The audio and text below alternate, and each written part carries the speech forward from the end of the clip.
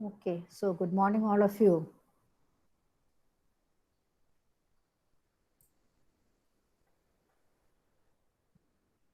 Are you able to hear me? Yes, ma'am. Thank you, Shruti. Okay, right. So today we need to start with the uh,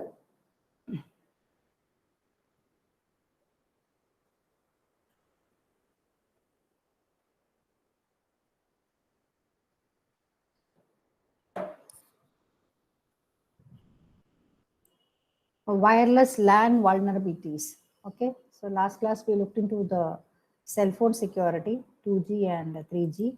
So today's class will start with the wireless LAN vulnerabilities associated with the wireless LAN. Okay, so I hope all of you remember studying about this IEEE 802.11 protocol stack. Okay, so this was the uh, protocol stack, having the physical layer, the MAC layer, and the logical link control layer. Okay, so we are concentrating on this. Okay, medium access. Okay, so controlling the access to the shared medium of a local area network. Okay, so that is actually being, taken care by this MAC layer, medium access control layer. Okay, so in networks like your Ethernet or even in your 802.11, okay, so there are well defined rules governing when actually a node should talk, okay, or how the node should handle the collision and other things. Again, the smooth functioning of all these networks depends on um, the stations, whatever is available present in the LAN, obliging to the rules that are being put forth. Okay, but then as far as a wireless LAN is concerned, okay, so there is more scope for, you can say, misbehavior, misbehaving of the nodes, and trying to launch a variety of attacks. Okay, so when you say trying to launch attacks, so the attacks could be um, I mean, disrupting the communication between the legitimate users. So that is by transmitting some sort of spoofed frames, or trying to stop the transmission, or disrupting the communication, or tampering with the network bandwidth. So by abusing the features of the MAC protocol, all these can happen. All these sorts of attacks can happen as far as a wireless LAN is concerned. Okay, so before we look into what are the various types of vulnerabilities associated with the wireless LAN, okay, so let's first look into the infrastructure of a wireless LAN, which we have already studied. Okay, so it's just to recollect that, and just recollecting that, so that you are thorough with the fundamentals. Okay, so this diagram I had once drawn in one of the sessions. So this is actually the infrastructure of your wireless LAN. Okay, so whenever a wireless station, uh, whenever it's being powered up, okay, so it first needs to discover an access point. Access point is what I keep telling about, the AP, okay, within its range. Okay, so how it is being done is by monitoring the wireless medium for a special kind of frame called beacon frame. So that will be periodically being broadcast by your access point. Okay, so this beacon will be containing the SSID. SSID. SSID stands for service set identifier. Okay, actually it's a character string of around 32 characters. Okay, so this beacon frame will contain the SSID of the broadcasting access point. Okay, so in order to become a part of the wireless LAN, the stations, these are the stations, uh, STA, STA1, STA2, STA3. Okay, again here, these are all the stations, STA. Okay, so to become a part of the wireless LAN, the station will have to associate it with an access point. You can see here access point 1 and access point 2.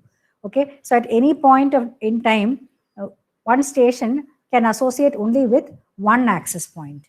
Okay, so whichever station wishes to associate with the access point, it will send what is called a associate request frame. Associate request frame. Okay, associate request frame. And the AP will reply with the associate response frame. Okay, so from the access point, you will get back a associate response frame. Okay, associate response frame. If it is accepting the request for associating with this particular station. Okay, so this is how, I mean, the association happens. Okay, so before this association, this 802.11, it will require the station to authenticate itself to the AP. So first step is authenticate, and second step is associate. Okay, so these two, if you know, whatever we are going to discuss right now becomes more clear. Okay, so first, before associating, your wireless LAN, that is your 802.11, requires the station to authenticate itself to the access point. And after that, whichever station wants to associate with the access point, it will send a associate request frame. Okay, so associate request frame will be sent, and the AP will reply back with a associate response frame. Okay, so if it accepts the request for associating with it. Okay, so this was the regarding the infrastructure of the wireless LAN, which I had drawn this diagram one day and I had already explained. So now just recollected back for you to be thorough. Okay, so now coming to the wireless LAN vulnerabilities. Okay, so I said that in wireless LAN, there is much more scope for launching, for the nodes to launch a variety of attacks, like disrupting the communication, or I mean, hogging with the network bandwidth or whatever. Okay, so let's see what are those wireless LAN vulnerabilities. Okay, so the first one what we are going to discuss is what is called your frame spoofing. Okay, the writing it, if it is not clear, I'll just write here, frame spoofing. Okay, frame spoofing. So in that, premature termination of connection. Okay, so that is the attack. Okay, the premature frame spoofing, and in that, I mean, we have different types. One is premature termination of connection under frame spoofing, and another one is this one, spoofing the power management control frames. Okay, so these are the frame spoofing attacks. Okay, so first let's discuss the first one. These are the two frame spoofing attacks. First one is premature termination of connection, and the second one is spoofing the power management control frames. Okay, so first let's look into what this premature termination of connection is all about. Okay, so for that, rather than going through this, let me explain with the help of this diagram. Okay, so whatever is in there in the diagram is what is being explained here, okay, in the form of some notes. So rather than that, let me take up this diagram. So this diagram is actually the wireless LAN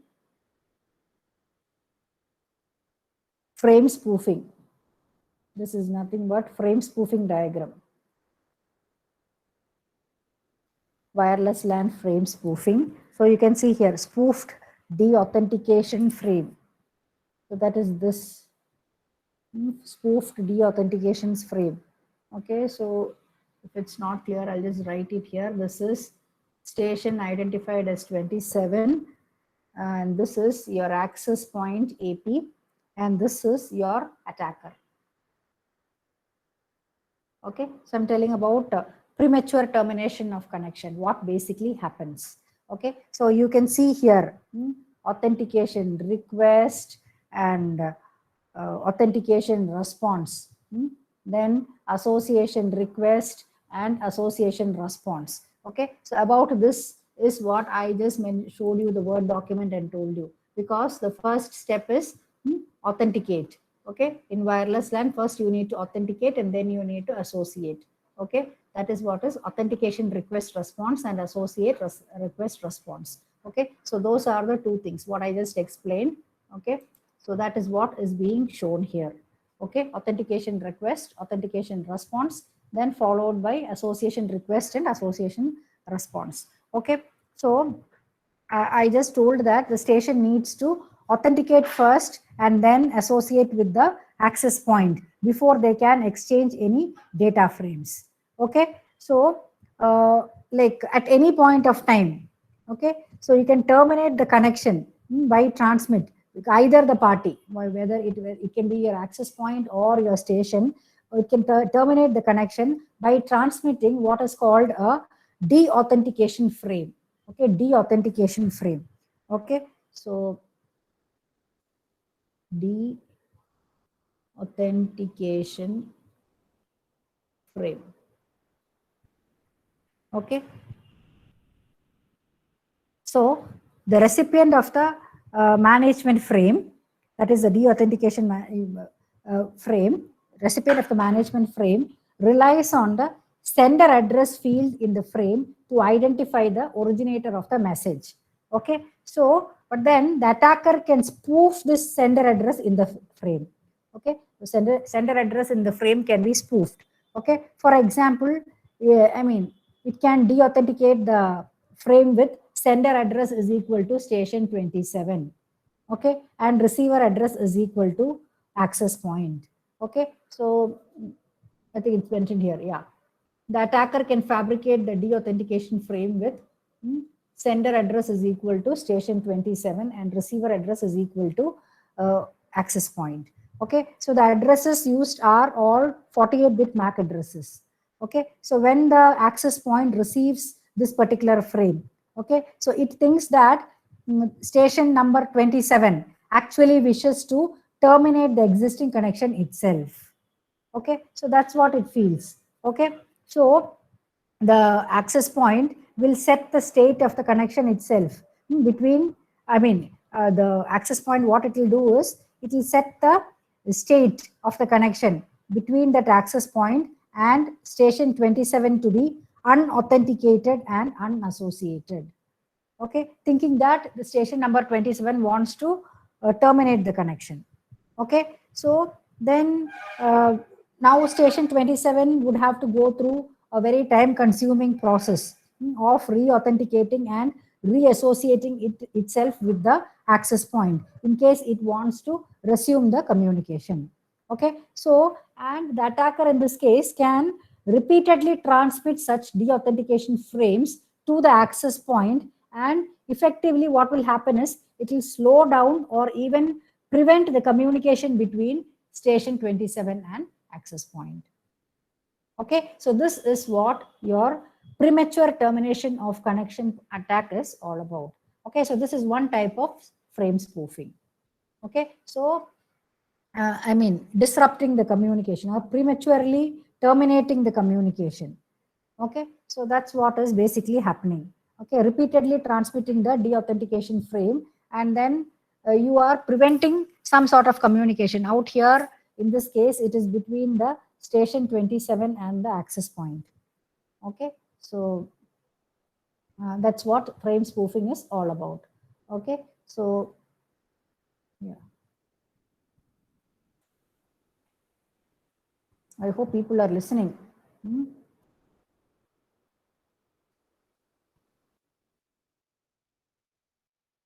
Okay, so now coming to the next attack, next type of frame spoofing. So next type of frame spoofing is what is called your spoofing pole control, power control, I mean power management control frames. Power management control frames. Okay, so when you say the mobile station, it typically works on batteries. Okay, so in order to save the power, a mobile station will station powers off its transceivers. Okay, so it will inform the AP that it is in the power saving mode, so that the access point can buffer all the frames whatever is intended for that particular station. Okay, so when that particular mobile station wakes up, it informs the access point that it is now in the active state, using what is called your power control frame. Power control frame. Okay, so when AP receives this power control frame, the AP will deliver the station whatever frames that it has buffered while the station was in the power saving mode. Okay, so now at this point of time, so attacker can spoof this power control frame and make it appear that they were actually sent by a sleeping station that has just woken up. Okay, so what happens is the access point on receiving that spoofed power control frame will deliver the buffered frames to the sleeping station. Okay, so since the receiver is in the sleeping mode, okay, so that is, it is being powered off. Okay, so that frames that are being sent will not be captured by the sleeping station. Okay, so when the sleeping station actually wakes up, it will send that pole control frame to retrieve the frame buffers when it was asleep.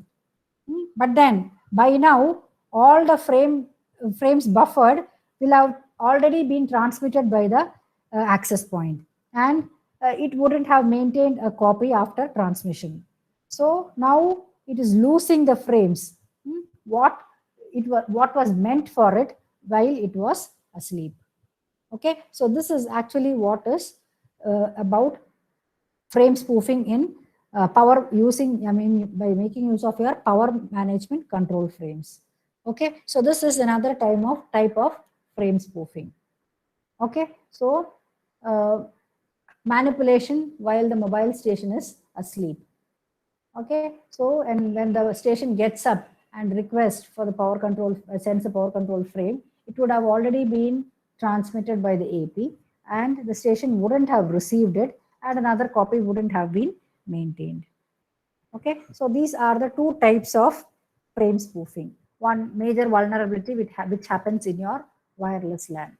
Okay, so one is regarding the frame spoofing, premature termination of connection. So which I explained with this particular diagram. And second one is regarding spoofing of power management control frames. Okay, so that is regarding these two. Okay, so it's being mentioned as a notes here. Okay, you can look through it. So next is what is called your phishing attack. Phishing. Okay, so phishing. Have you heard about these phishing attacks, or have you been a victim of this phishing attack any point of time?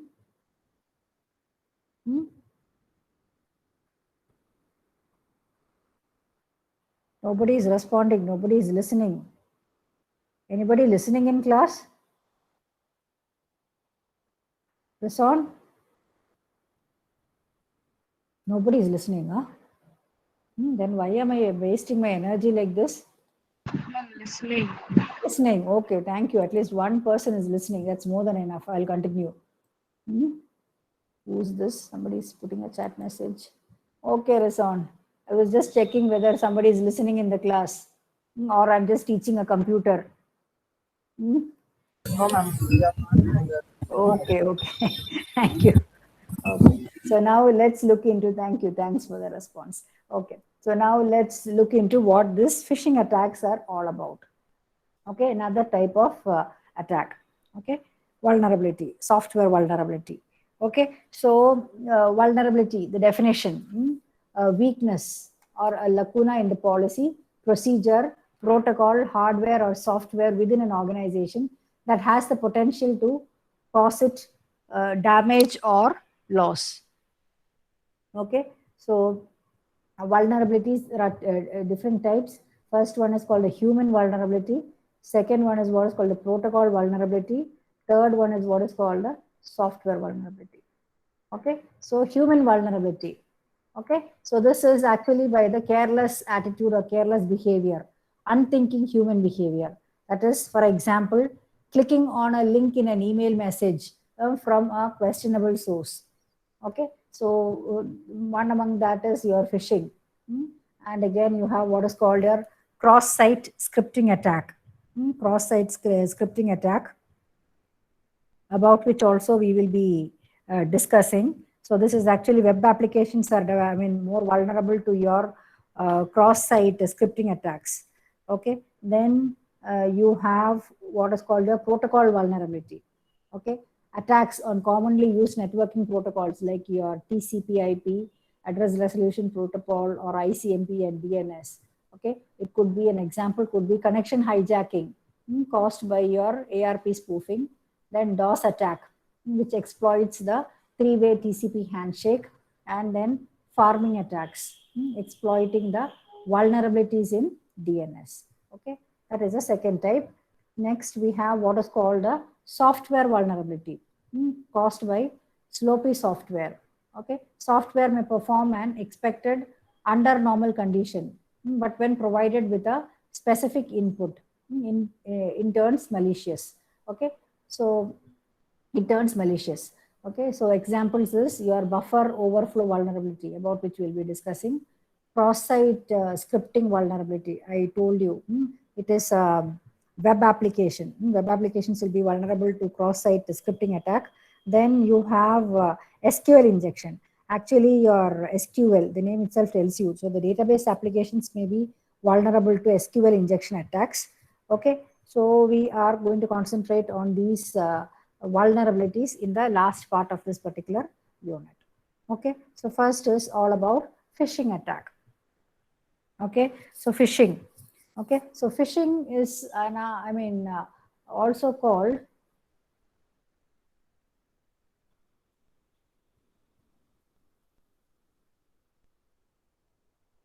social engineering attack. Okay, what is social engineering attack? Trying to be friendly and trying to extract some information. And that's what is social engineering. Okay, social engineering attack. Okay, what you basically do is, this is actually the most common form of phishing. You actually try to tempt the victim, or you can say lure the victim. The word used is luring the victim to, let's say, a fake website by clicking on a link. Okay, so the victim usually encounters the link in an email message sent to him or on a web page which is being browsed. Okay, so he might get a message, let's say,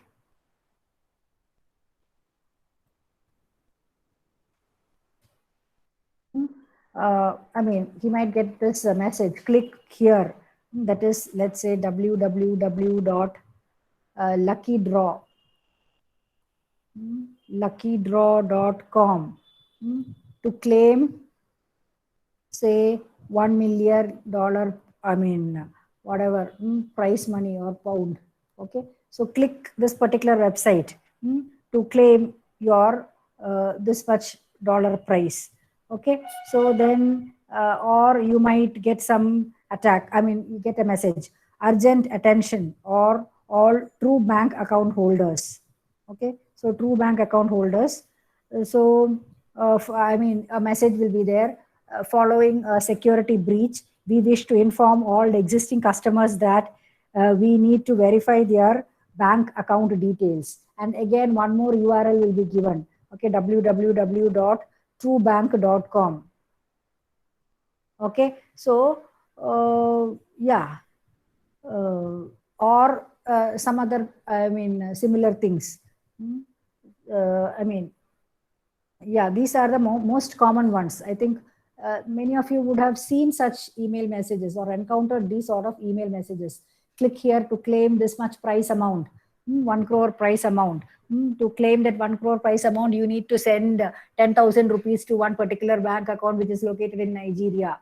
Okay, so you easily fall a trap to all these things. These are all phishing attacks, or getting a message from a bank in which you have an account and telling that following a security breach, we wish to inform that the existing customers need to verify their bank account details. Click this particular link.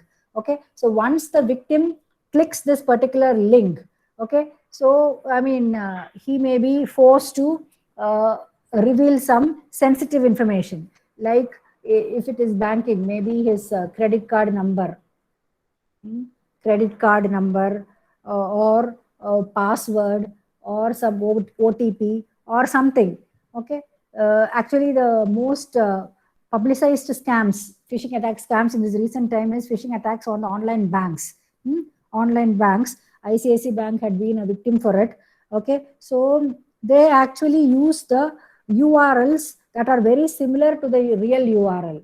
Okay, so you will think that it is actually the bank indeed which is sending a message like this. Okay, so for example, the actual URL of your True Bank, let's say it is True Bank, it is www.truebank.com. But then these people, the fake one, it will be like www.trubank,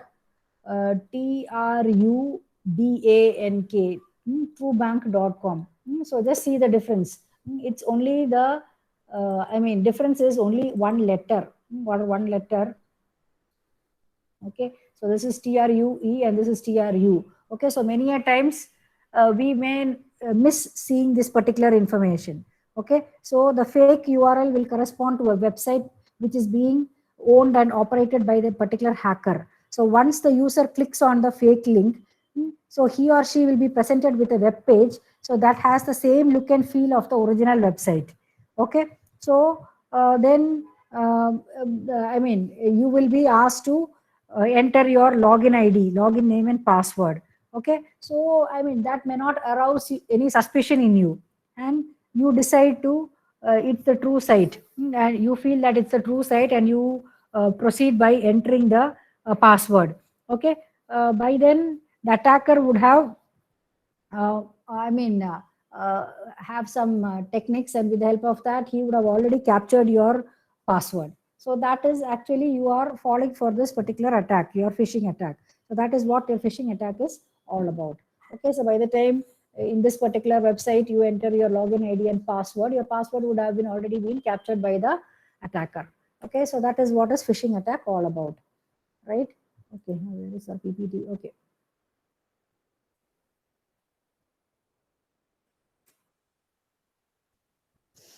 Okay.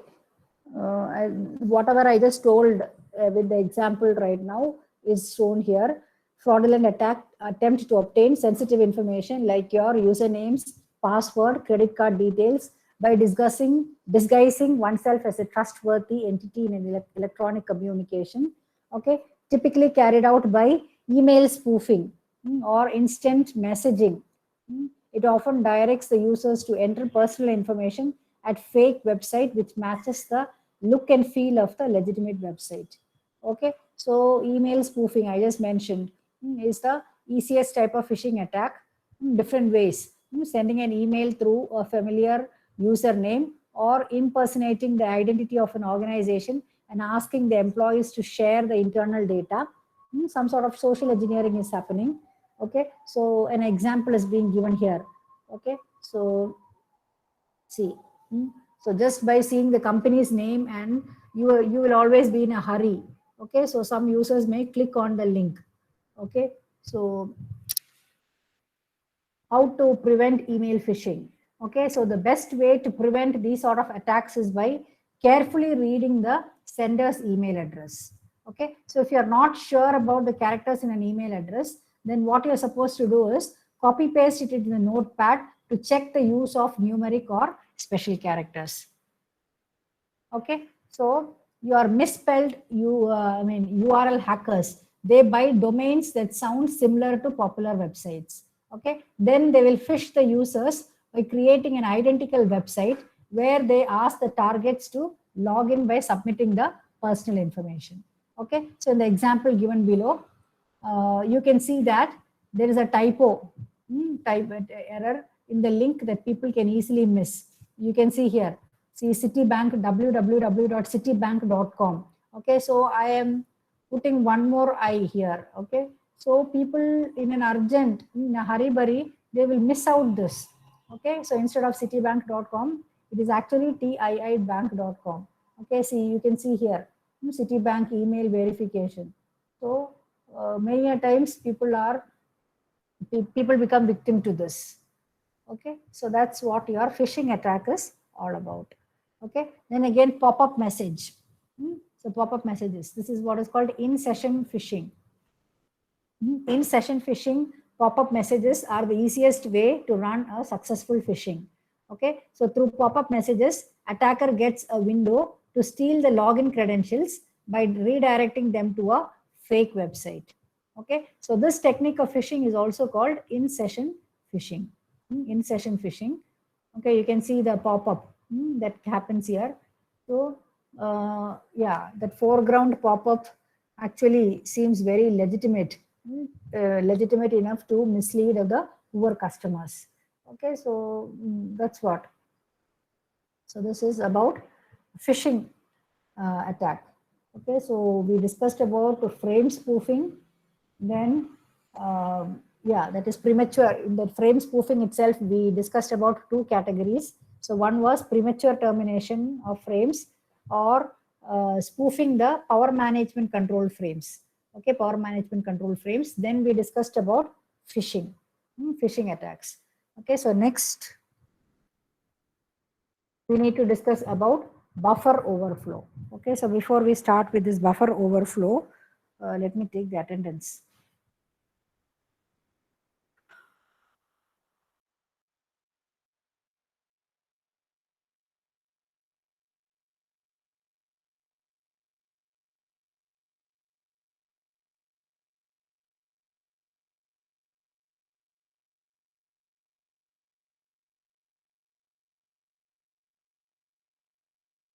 Okay, answer your attendance.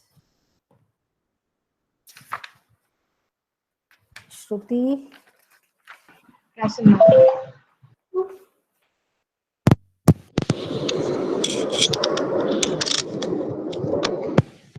Present, ma'am.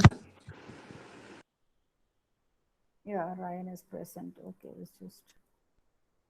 Yeah, okay, Ryan, noted.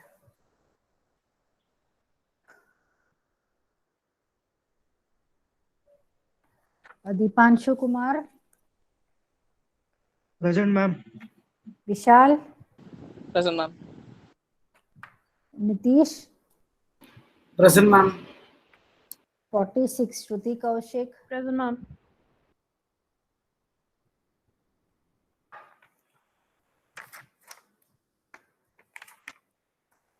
Sri Darshini.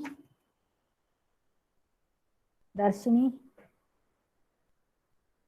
Darshini, no response. Okay, Fatima has responded. Okay, Fatima. 111 Sai Satish. Okay, noted. 132 Santosh. Santosh is there? No. He was there in the second hour. Jeevesh. Present, ma'am. 33 Jeevesh. Nityashri 140. Darshini is present. Okay, Darshini noted. 144. Nityashri. Nityashri, no response. Then Ayushi Sharma, 21. Present. Okay. Ruson. Okay, 23. Noted. 24. Present, ma'am. 29. Present, ma'am. 31. Rashawn. 31. Okay.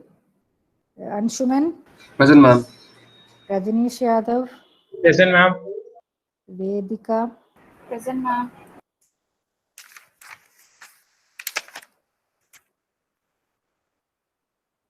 45. Present, ma'am. 47. Aman. Aman, no response. Shaktiya, 51. Present, ma'am. Vaishakh Nair. Present, ma'am. Amrita. Present, ma'am.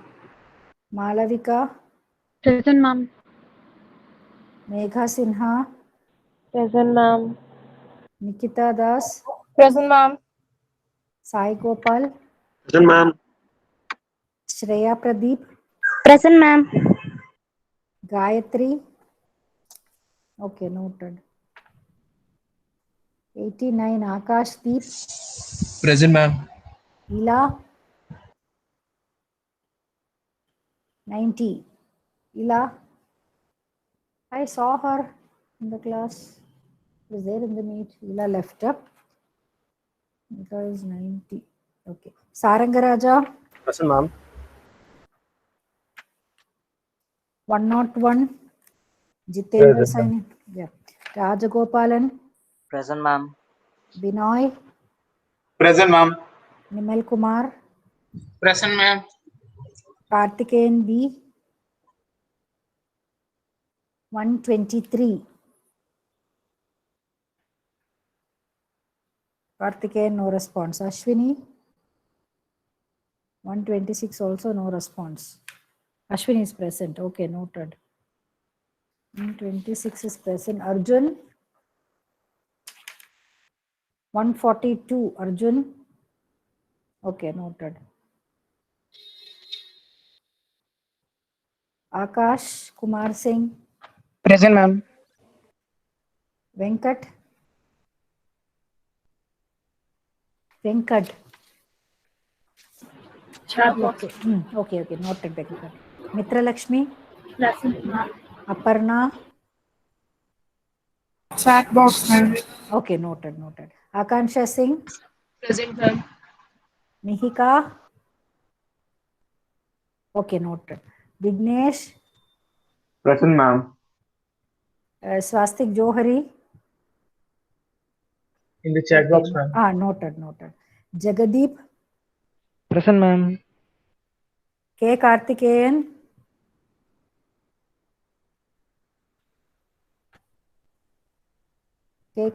no response. 267, Abdul Ahad. Ma'am. Okay. Jashwant Parashar. Jashwant? No response. Anybody who has missed attendance? 47 present, ma'am. 47. Who is 47? Okay, Aman Vora. Okay. Anybody else? No response. Okay. 144. Okay, I closed the logbook. 144. Where did it go? No. Just a second.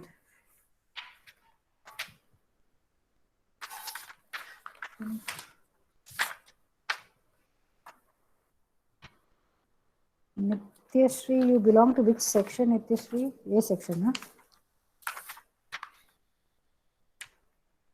Okay. Right. A section. Right. Okay.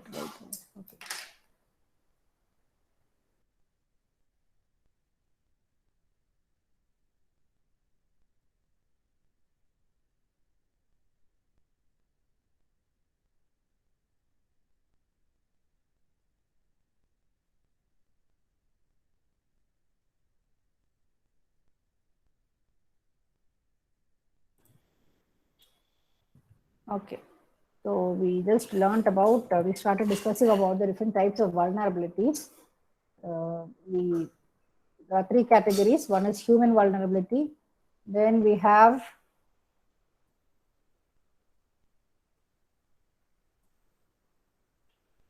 what is called the so-called protocol vulnerability. And then we have what is called a software vulnerability. Okay. Then we started discussing about phishing attacks. Phishing attacks. What is phishing attack? Gave you an example. So the phishing attack is also called social engineering attack. Okay. So next is actually buffer overflow attack. Okay. So buffer overflow. Okay. So the buffer overflow basically occurs when the space allocated to a variable.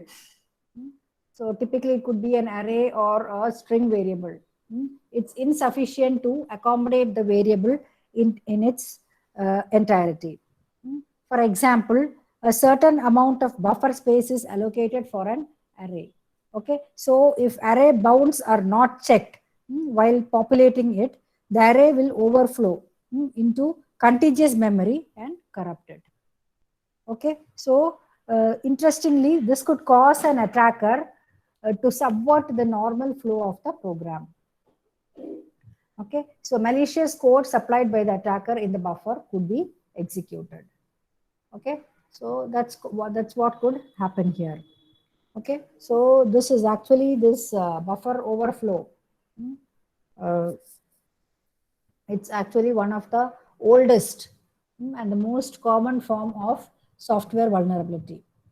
Okay, so I mean, in 1988, okay, so as early as 1988, Morris Worm was one of the first to exploit this vulnerability. Okay, so since then, many creative ways of converting such a vulnerability into an exploit has been devised. Okay, so actually, if you look into the literature, actually there are books itself, I mean, complete books itself, which I mean explains about the various exploits based on this buffer overflow. That itself is a huge area and a huge domain. Okay, I mean, many of those exploits are, I mean, they are all very tedious also, and many of them are specific to a particular computing platform, a processor type, and to a processor, and to even to an operating system. Okay, so what is suitable or what works on one operating system may not work on the next version of the same operating system. Okay, so I mean, buffer overflow attacks, vulnerability, it is not that easy to deal with. Okay, so I mean, okay, so exploiting the, we told you that, I mean, space allocated to the variable not sufficient. So to deal with it, so you provide input into a buffer on the stack, which includes a malicious code. Okay, it is called a shell code. Then overflow the buffer so that the return address to the calling program is overwritten with the address of the malicious code. Okay, so that way, when the function terminates, it will not return to the calling program. Okay, so instead, the malicious code will be executed. Okay, so that's one way. Okay, then what are the defenses? Buffer overflow defenses. Defenses against your buffer overflow attack. Okay, so one way is to make the, because your buffer overflow is one of the most commonly exploited vulnerabilities. Okay, so I mean, the first thing is I mean, make the stack non-executable. Okay, so this will prevent the malicious code on the stack from being executed. Okay, so but then you have exploits like library C. They are, I mean, it's still possible. Then you have another one is a compiler-based option. This is one option. This is another option. Okay, so place a canary variable on the stack between the local variable and the return address. Okay, so if the buffer overflow modifies the return address, the canary, the intermediate variable, will be corrupted. Okay, so this will be detected by the compiler and the program can be aborted. Okay, so I mean, to minimize the chance of this buffer overflow exploit, again, the programmer can develop, I mean, his or her own application in, say, you can say a type safe specific language like your Java or C#, because C and C++ languages are widely used for performance and flexibility. Okay, so if for these or the other reasons a programmer must use, they are forced to use your C or C++, then they, I mean, they will have to take a lot of precautions if they, in case they are planning to go for C or C++. Okay, so one is maybe they can avoid using some dangerous functions like strcpy, you would have come across, string copy, and sprintf, say sprintf. So I mean, instead of that, they can use strncpy. Strcpy, instead of that, you can write strncpy. Okay, so instead of sprintf, you can write, yeah, I think it is snprintf. Okay, so these signatures of str copy and I mean, they will help you to minimize the exploits. Okay, then your C and C++ code, It can be audited many times. And so auditing will help to reduce the BOF vulnerability. Okay, so then these days you have a number of automated tools also. Okay, these days you have a number of automated tools which will help you to perform some sort of statistical analysis, help you to identify the dangerous functions, and it will help you to warn the programmers of the suspicious code sequences and other things. Okay, so these days many of the operating systems like your Windows XP, SP2, so several versions of Linux, so they all make this stack non-executable. Okay, so that is one of the defense mechanism which is being told. Okay, so so this actually will frustrate the code injection attacks. Okay, so where the attack code is placed on the stack. Okay, so that's what many of the operating systems make the stack non-executable. Okay, or yeah, you can use what is called a canary variable. Canary variable is actually a 32-bit random number. Okay, so 32-bit random number. This is actually a compiler-based option for it. Okay, so this is another approach to deal with your buffer overflow defense. Okay, so with that, I'm winding up for the day. So after taking the attendance, the strength is reduced to half. Okay. Another 2 more small attacks are there, that will complete your syllabus. So that we will do it in tomorrow's class. Okay, so with that, I'm stopping. Thank you.